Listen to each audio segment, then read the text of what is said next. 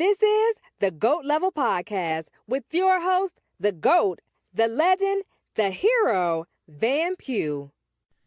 Okay, finally, I'm going to talk about the women in sports media thing. Sarah Spain's Eyes Up Here episode from her podcast. But before I do that, though, the Nats. I got to talk about the Nats, man. They've won, 7 of 8? They've lost one game this month. They're just killing it. And I knew this was going to be good times when they finally won a game on my season plan. Finally, boy. It took them forever. Like, it was annoying to watch them lose 3 straight times and all the games were close. Look at this, man. Matt Adams, he's batting .400. This is in the month of May. He's batting .400. He has 7 home runs and 13 RBIs. Man, that's like MVP type stuff. He keep doing this, he gonna be the player of the month. The NL player of the month. Now, Defoe's batting .429 with 2 home runs and 4 RBIs. Bruh, and we just getting Rendon back and getting Murphy back too. Well, not right now, but eventually we'll get Murphy back. It's over. The NL East goes through DC. Don't forget that. Don't even front, man. And what about the Caps, though? They finally beat the Penguins, man. Finally. It took them long enough. Now, it was annoying just watching them come up short. I think the worst one was where I think they lost in 6 2 years ago. And I was just chilling at Kate Center. I was watching in front of all my friends and stuff. And we just lost in overtime. I was just stunned, man. I was heartbroken. And that year, they were supposed to play the Lightning that year. Now, finally get that matchup. And let's see what happens here. I hope the Caps win. If they don't, I mean, it's DC sports, right? For real, yo. All right, let's get into this Sarah Spain episode. I liked it. I mean, I listened to it, well, I say 1 3/4 time. Because I listened to it one whole time. And then the next time I kind of skipped one of the parts. I get the point, though. Before I get into the episode itself, a little background on Sarah Spain. So, what I knew about her before actually looking her up, of course, I see her on Around the Horn. That's where you see her the most. You see her on ESPN in whatever capacity. She's an ESPNW columnist. She's a reporter. That's all I knew about her. Oh, and her Twitter feed says she's a washed-up heptathlete? Yeah. Which means, I don't know how many events that is. What's that, 8, 6?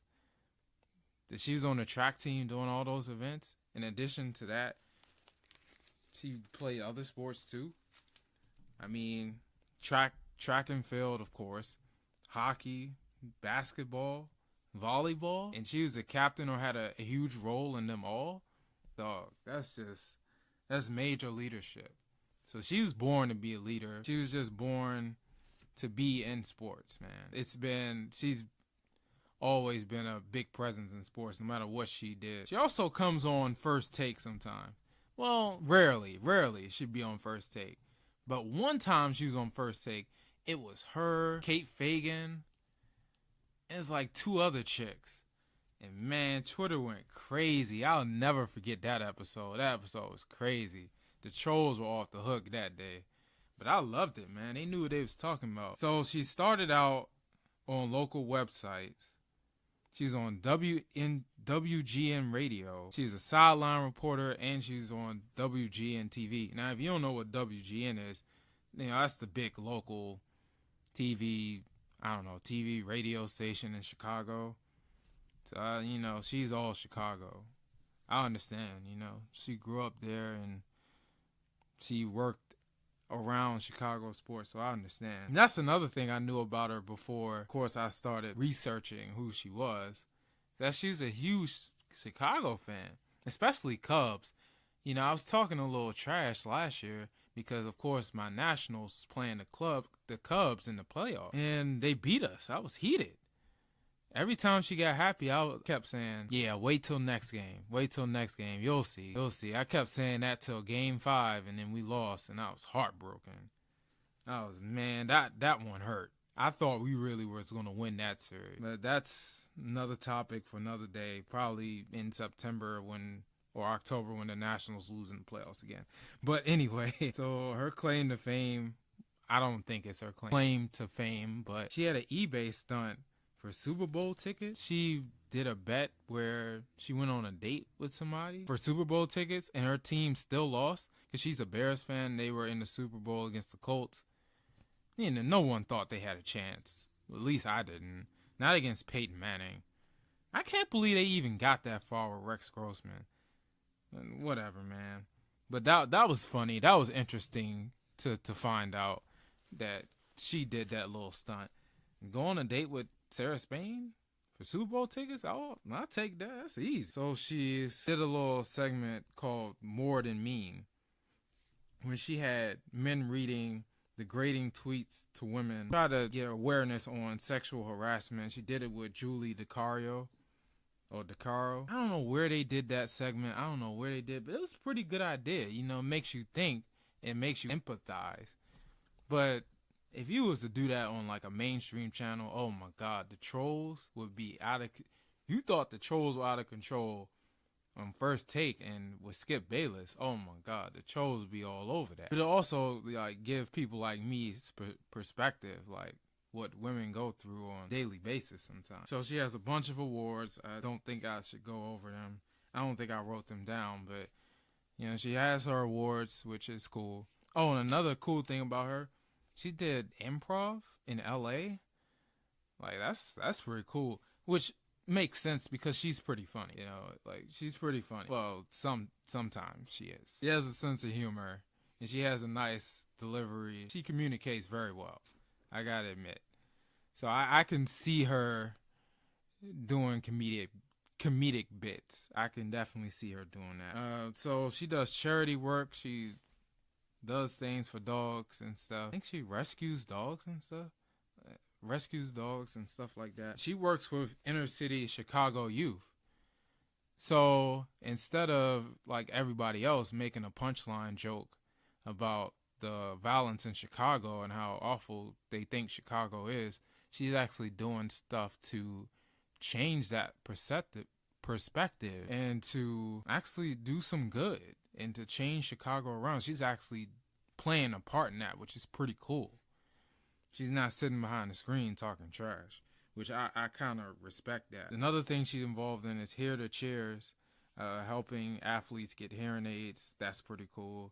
She hosted a fantasy football show. She has other podcasts with she got Spain and Fitz, which is like a regular podcast. She got the Trifecta, which is kind of like That's What She Said, which is the podcast I'm kind of about to speak on soon.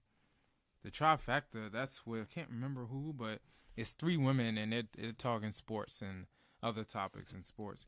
It's pretty cool, you know. She just start up podcasts and it's pretty good in all of them. I have to admit. But so she's controversial. She's not afraid to take on conflict and controversy. She always clapping back on Twitter. She always has hot takes.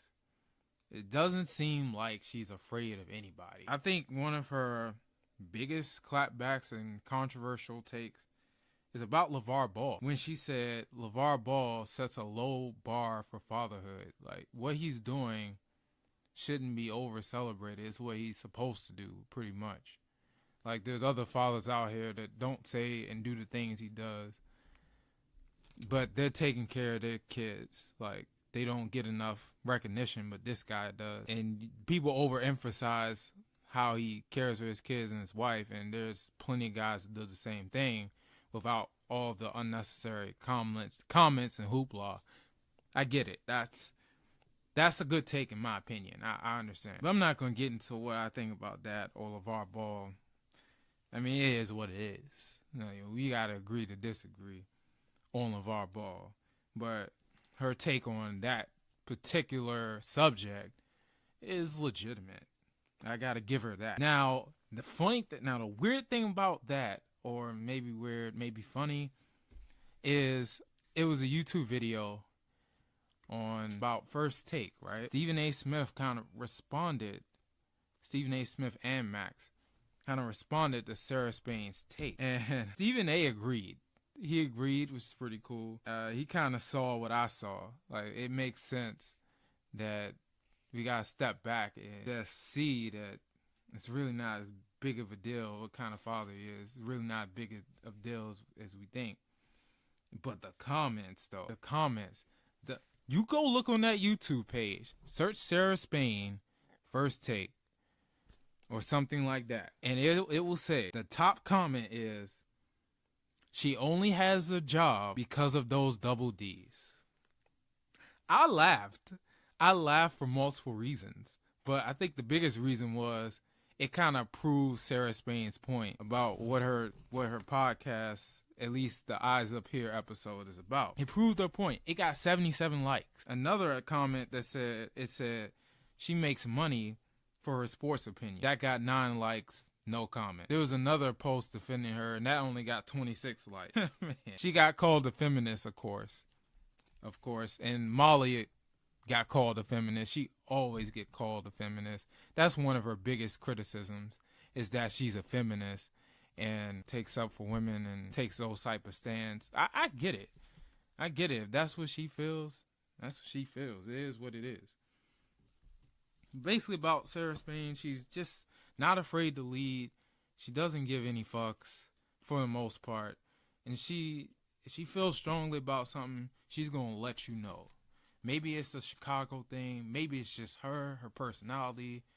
But looking at her background and stuff, I can see why she is the way she is. I mean, you don't excel in school and sports and lead in all of those things just to sit in the background and not make your voice be heard. She was built for this, from what I see. Anyway, I spent enough time on that. So, her podcast, That's What She Said, is on iTunes. So you can go download, subscribe, whatever. Go check that out. I've only heard this one episode, but I plan to hear the others. But anyway, Eyes Up Here talks about different challenges women in sports media face. She had interviews with Molly Karam, Mina Kimes, Elle Duncan. Those are the big ones. And Kate Fagan. I mean, all these other chicks she interviewed, I don't really know.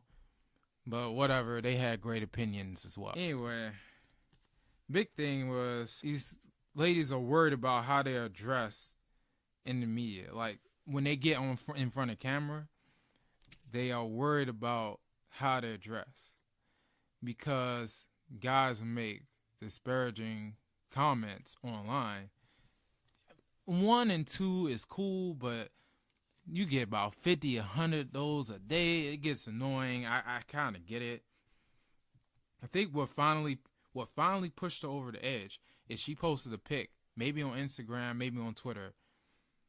It was her taking a pic with some little girls who were playing soccer, and there were a lot of comments about her tits, her boobs. That really annoyed Sarah Spain. It really stuck in her mind. And that just made her come up with this idea to talk about what women face in sports media. Honestly, I'm going to be real with you. Sarah Spain's beautiful. Her husband is very lucky.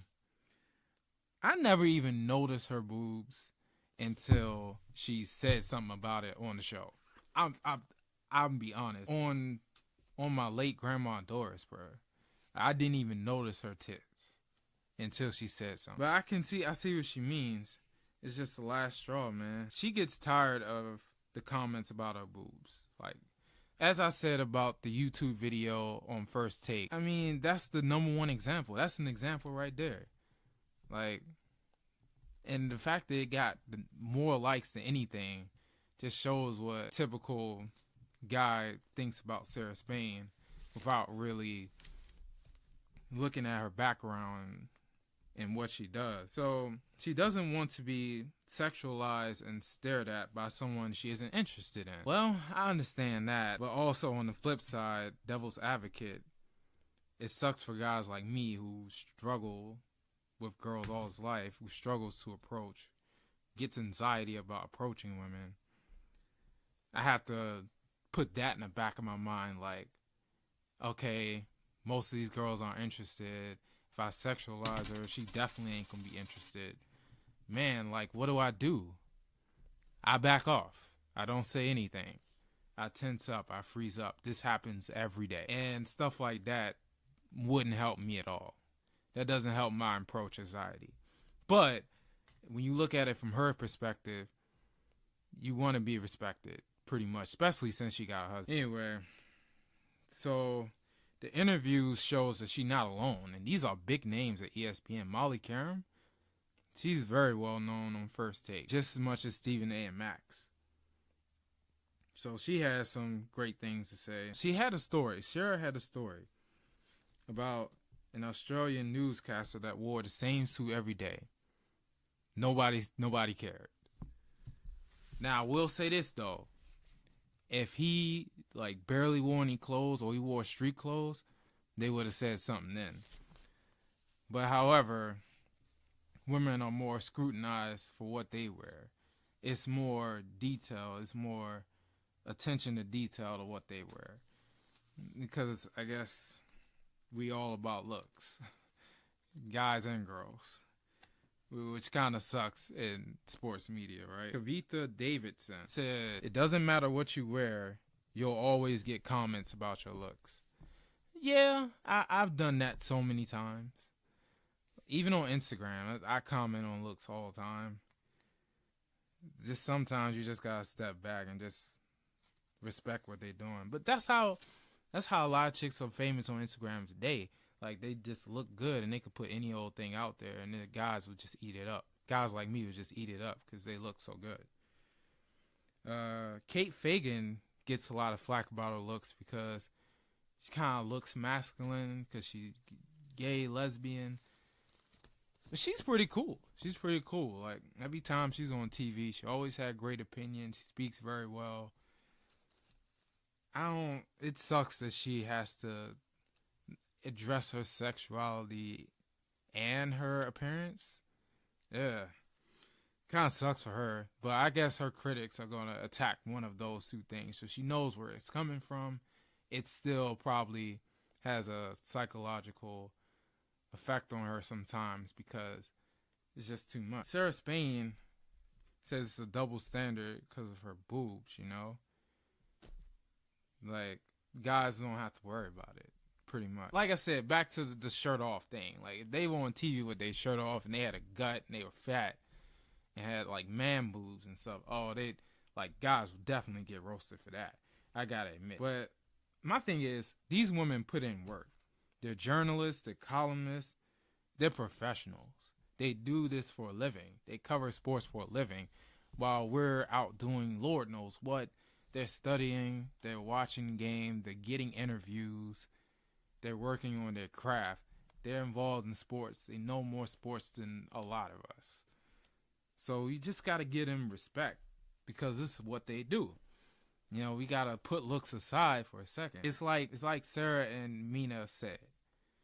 It sucks to be reduced to a body part after putting in all that work to get to where they are.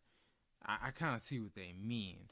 It's just the way some of us guys think, man.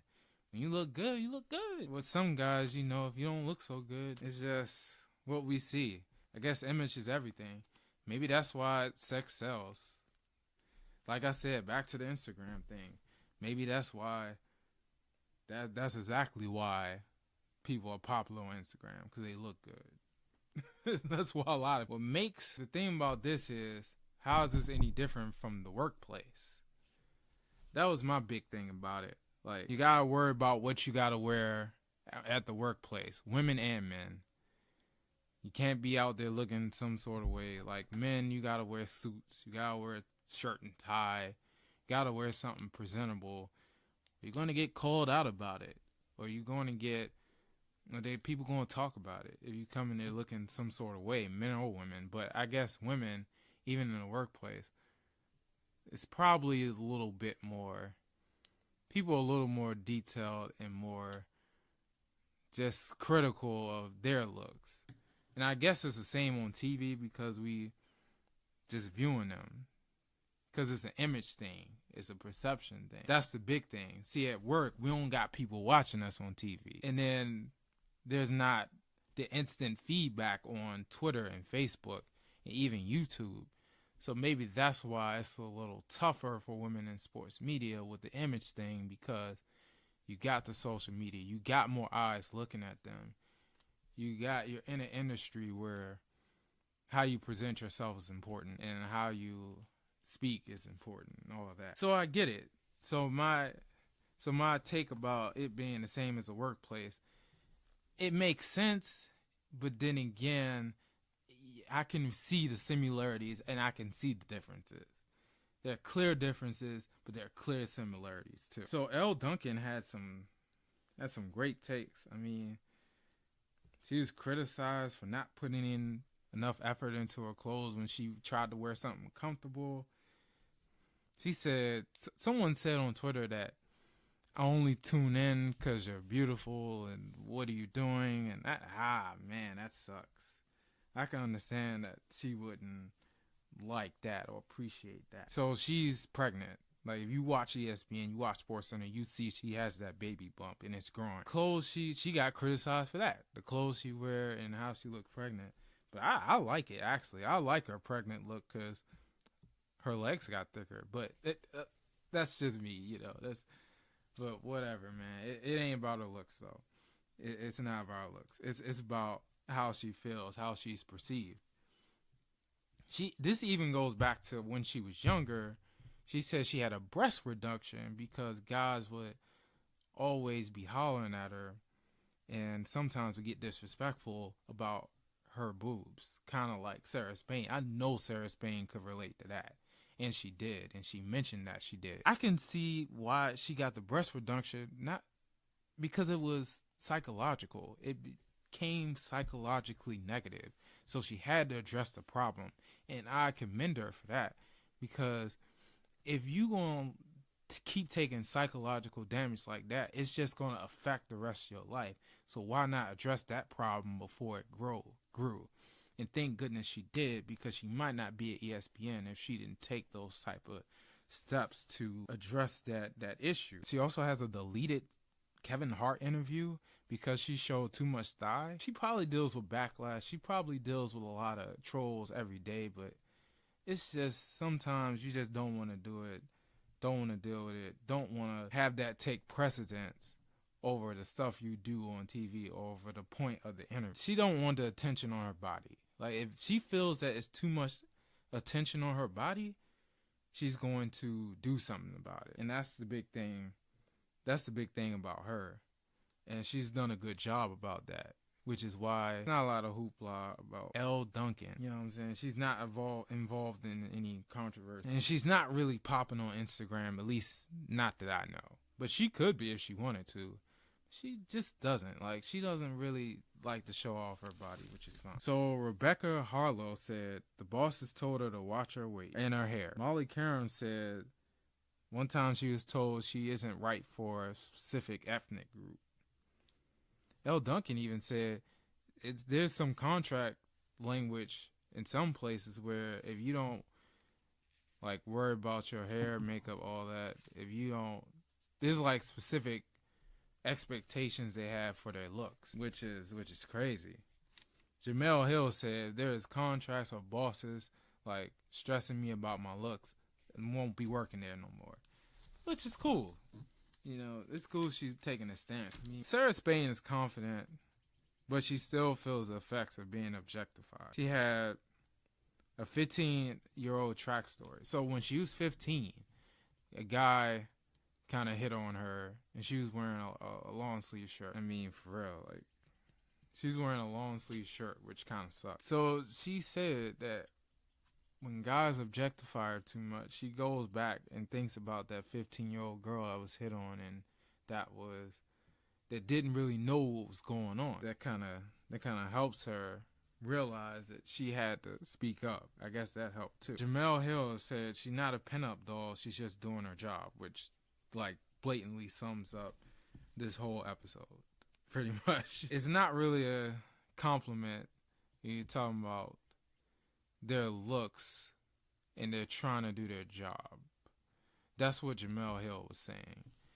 Like, yeah, you can compliment on looks, but honestly, like, while they're doing their job on TV, it's just not really doing anything for them, I guess. I mean, the compliments are cool, but just don't go too far. That's what they're saying, to be honest. This is context. Context is everything, too. I mean, they can't really reason with us on the looks thing. This is what these ladies are pretty much thinking, that they can't really reason with us, that it is what it is. So they have suggestions on how they can fix this. They have normalization.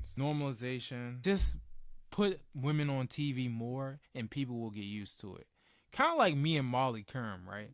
I was like, when Molly Kerm first came out, I was obsessed with her.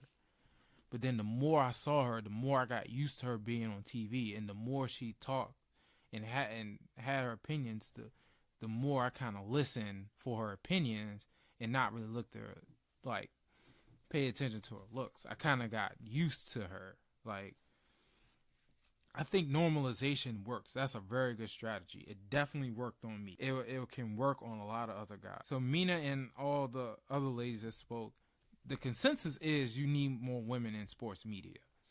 And I see what LaChina Robinson is doing.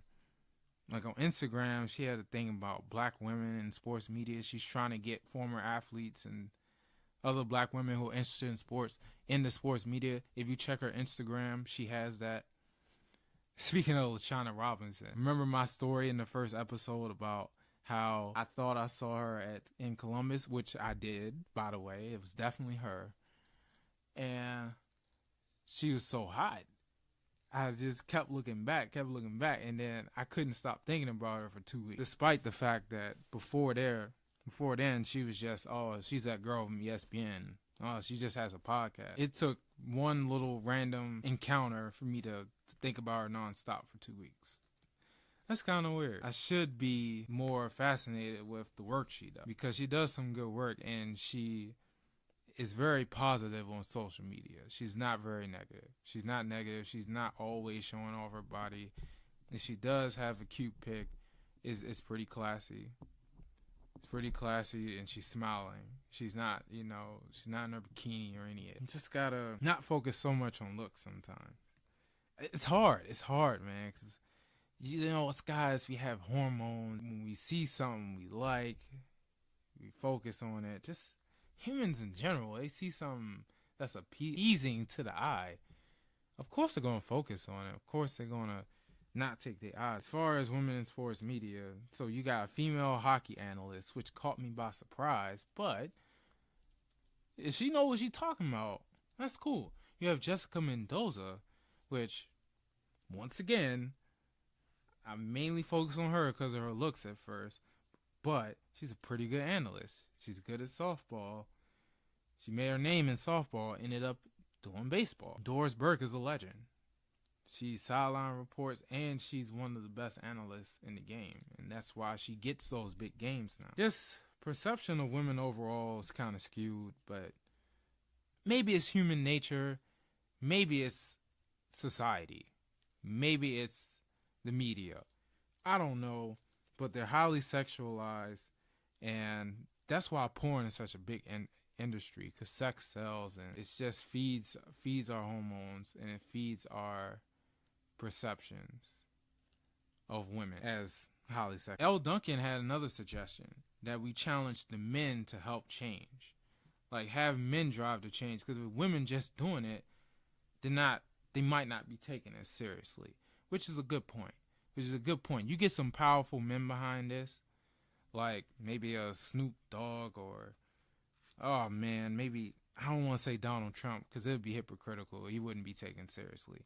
But maybe like a Michael Jordan. Like, he don't really get on social issues, but he's highly respected for the most part. Like a Michael Jordan, or a freaking Chadwick Boseman. Like, he's on fire right now. Like, he's on top of the world. Or like Kevin Hart. Like, you get these guys behind it, oh, people will listen, and people will start to change. Or even a LeBron, like, definitely LeBron. Like things will definitely change if you get them to speak out and get them to change the perception of women in sports in general and women in sports media. Like, you'll definitely see the changes, but I think the best strategy is normalization. Just keep putting them on TV. Eventually we'll get used to it. But I think we're a generation away from doing that. It's just not going to happen overnight. But steps are being made. More women are entering sports. In graduate school, I swear half my class was full of women. It's coming. It's coming. Oh, there's an article about female broadcasters push to look sexier for male viewers, and they definitely have, in some of these places, these media outlets have image consultants, and bosses really get after them about their looks. And I should have talked about that a few minutes ago, but yeah, that's kind of weird too. Like, damn, the looks are that important? I guess to some people it is. Because like I said, Instagram is very influential, and it's all about what people see. So I guess I get why some of these networks will order image consultants and make sure these women look a certain way and look more appeasing to male viewers. I get it, man, but just eventually gotta change the narrative, because I think more diversity and more women in sports will definitely help solve some of the issues in sports, like domestic violence, maybe, or it just maybe create more female professional athletes. Like, they'll get paid more, so they'll put better talent on the floor or on the field and all that. That's just my take. I stumbled through this, but we get the point, though. You get the point. Like, I respect women in sports media. I must admit that I do value their looks a lot. Even like someone like Jackie McMullen. What's the first thing I think about? Her looks. The second thing, because she does look good. She's a MILF, by the way. But anyway, the next thing is, okay, she's very respected. She's been in this a long time. She's forgot more sports than I can remember. Like, that's what I think about. But I'm thinking about the looks first, and I feel like I should slow down and think, like, how would they feel if I was to only think about them as a body part, knowing that they are worth way more than that. And I guess that's why Kinsey Grimes, the girl that gave up the record-breaking home run to Lauren Chamberlain, I guess that's why she was annoyed with my comment to her on Twitter, because it came back to her looks. Like, that's all she is worth for is looks. It don't even matter about her pitching or that she's a good softball player. Nope. No, you look good. You gave up the home run, but you look good. That's all that really matters. You look good. Sucks. I don't think she really appreciated that. So I guess it's cool to compliment women on looks, but sometimes you just got to step back and give them their proper due diligence, give them their proper respect. Just as long as you keep that in mind, man, it's all good. And we can grow as a society for real. But that's all I have, man. The next time, I'll probably get more into DC sports. Probably talk more about the playoffs. And that's it, man. I'm out. Thanks for listening to another episode of the GOAT Level Podcast. Make sure you share, subscribe, and get money.